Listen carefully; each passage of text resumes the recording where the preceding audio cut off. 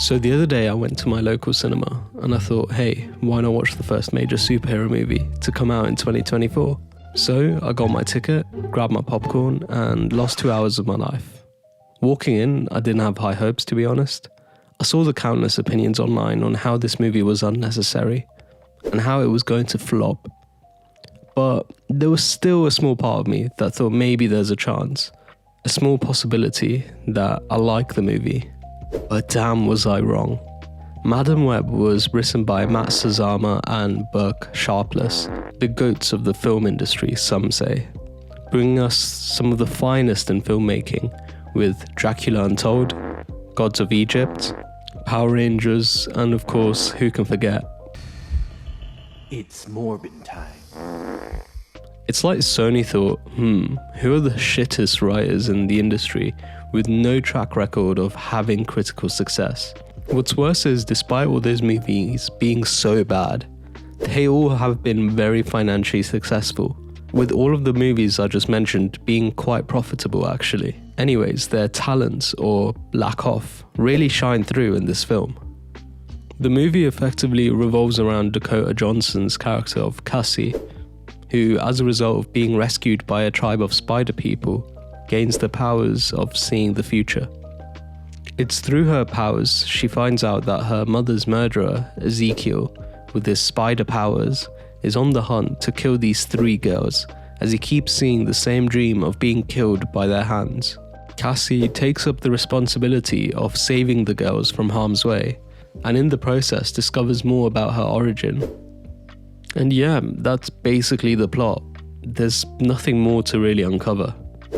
The movie tries to get you into thinking this is a Spider-Man film by throwing in characters like Ben Parker or Peter Parker's mum, who's pregnant with Peter, because why not? And then there's Ezekiel, who's essentially an evil Spider-Man without the web shooting abilities. All these Easter eggs seem like a cheap attempt to persuade the audience into getting a sense of familiarity, like we're somehow supposed to feel connected to this film. And then there's that cringe fest of a scene where Santiago, the guy that rescued Cassie as a baby, says, "When you take on responsibility, greater power will come." When you look past the Easter eggs, the rest of the movie is just so lazy. We spend so much time of the movie with Cassie just trying to figure out what her powers mean. Like, how does it take someone so many experiences before they finally clock that they have the power to see into the future?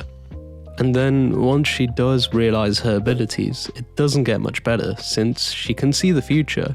So all we really get to see is the different ways she's able to run away from certain outcomes.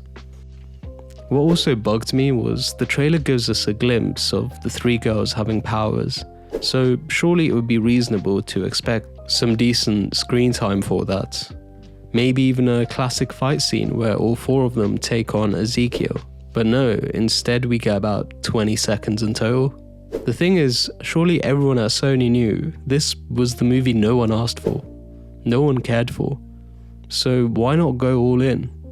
Why try and make a film with the sole purpose of setting up a world for future sequels? To me, it just didn't make sense and was quite disappointing. Speaking of the girls, fucking hell. It's like they didn't even try to act. The performances were mediocre at best, which is such a shame considering these lot aren't complete nobodies or newcomers. Clearly they have skills to perform on the big stage, and yet you could feel a complete lack of effort. In the case of Ezekiel, I don't know why, but Ezekiel had this really bad voice. Like the type of voice actor you would get from one of those shitty budget RPGs. Years ago, I was Chinese. His lines just sounded dubbed over in every scene. And then there's the makeup they put on him, trying to age this guy 30 years. I mean, it's so obvious, all they did was dye his hair grey. It's like the filmmakers thought grey hair was all he needed to think he was old. The final thing I want to discuss is the final scene. We see Cassie in a difficult position, as Ezekiel is going to kill at least one of the 3 girls hanging on to this structure. He even looks at Cassie and says she can't save all of them.